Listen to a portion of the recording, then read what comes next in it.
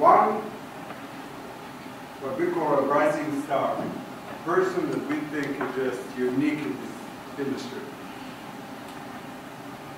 Last year was Shane Biss from Tata Construction. This year it was Candace. And there's one more. This year we chose two because we had a hard time deciding. And in this industry, I find that where there's a strong man, there's always a strong woman behind him, or a stronger woman, I should say. So this year we chose two. Candace is one, and Aaron is the other one. All right.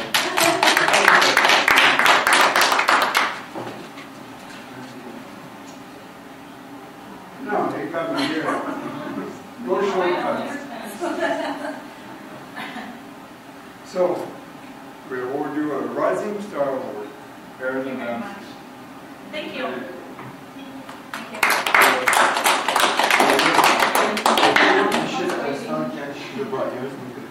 Yeah, next time. Yeah.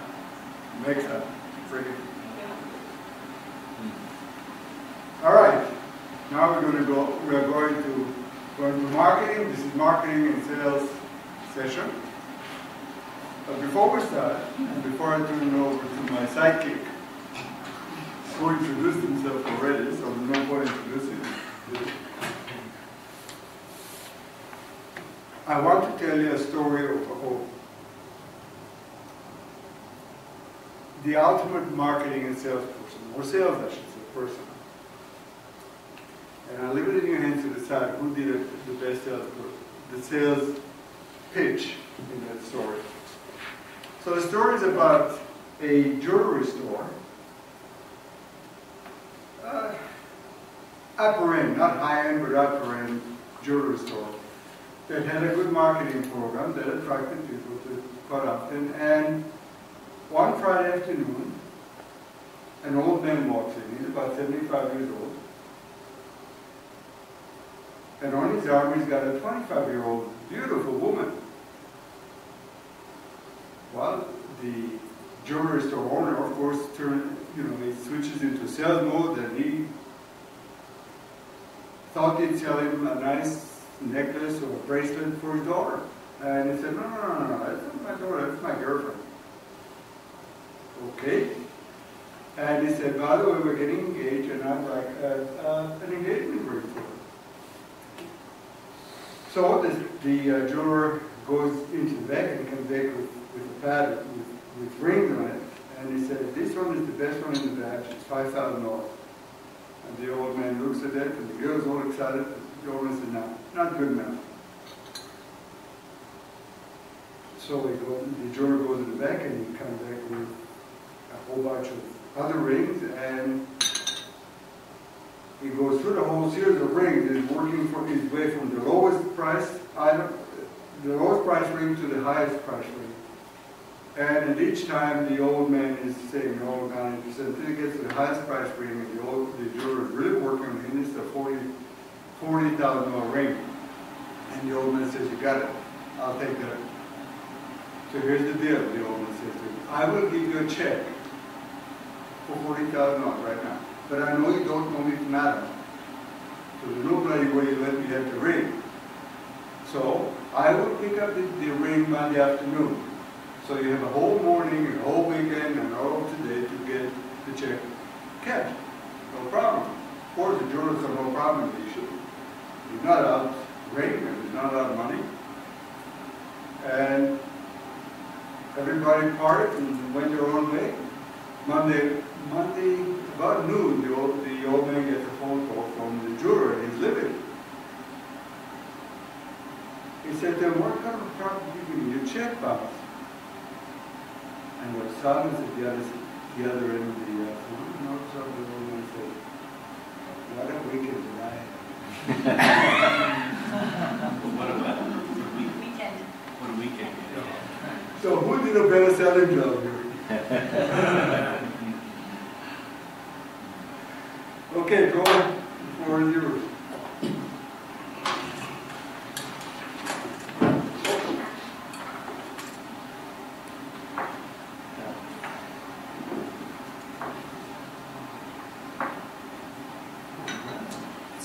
in with a little bit of humor, isn't it? And Amos, is you to use the stool. You'll have to excuse me if you get my back a little bit, because I move around. I'm quite kinetic in that way. Today we're going to be talking about marketing first and then sales. And this is going to be a refresher. You might have seen some of this information before. Sales is going to be basic, but there again, it's the basics that usually get you to business.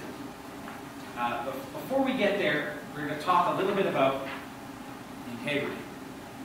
Just a little bit about integrity. Now, that story I was telling before, I don't know if some of you guys heard it. I was selling the chocolate almonds for $2.25, pocketing 12.5% of the sale.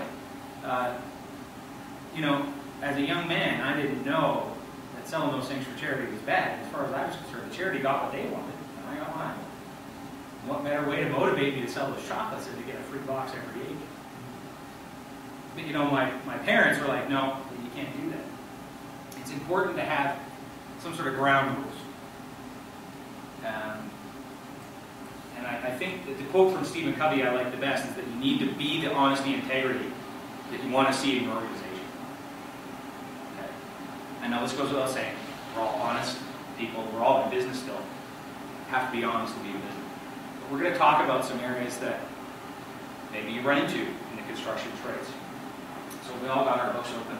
I don't want you guys to read the books so much as discuss it. But if you see something there that highlights, just interrupt me. Just talk.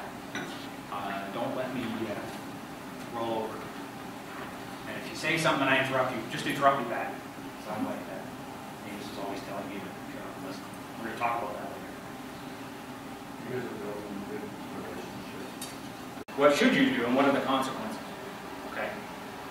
Now, a lot of these scenarios seem like they have a black and white answer, but as we all know, things aren't as black and white when you're real close to them. So, let's talk about this. Now, these are scenarios we've actually run across.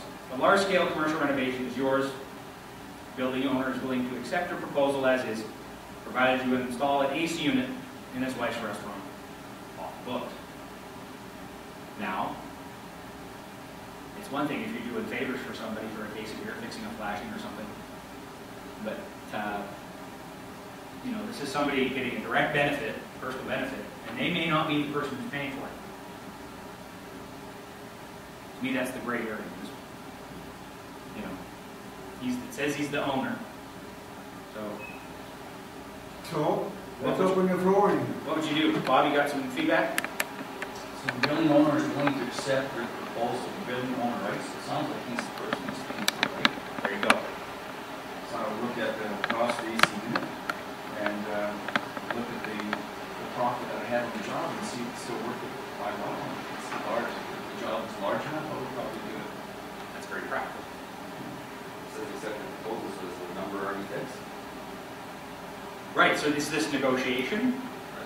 Right? Is this just that little bit extra? As the Creole would say, lanyard, or as they say in the Lower Mainland, overweight tea. Was this just a little extra to get you that business? Or is this overt graft?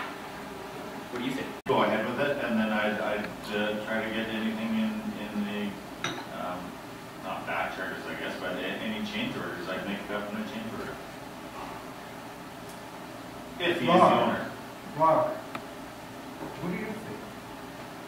Well, I'm not the owner of the business. So. Doesn't matter. You're selling for the business, are you not? You're going to be confronted with that all the time. What do you think?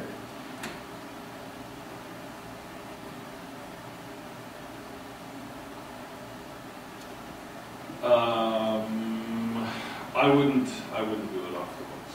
Why? If the proposal is established, that's what we agreed on, that's what we do. And I'd work out of that. But why not give him the gift so to secure the sale? Why not? Well, that's not what was agreed upon, so. Well, there was nothing agreed. The only thing was agreed that you're going to give him a proposal.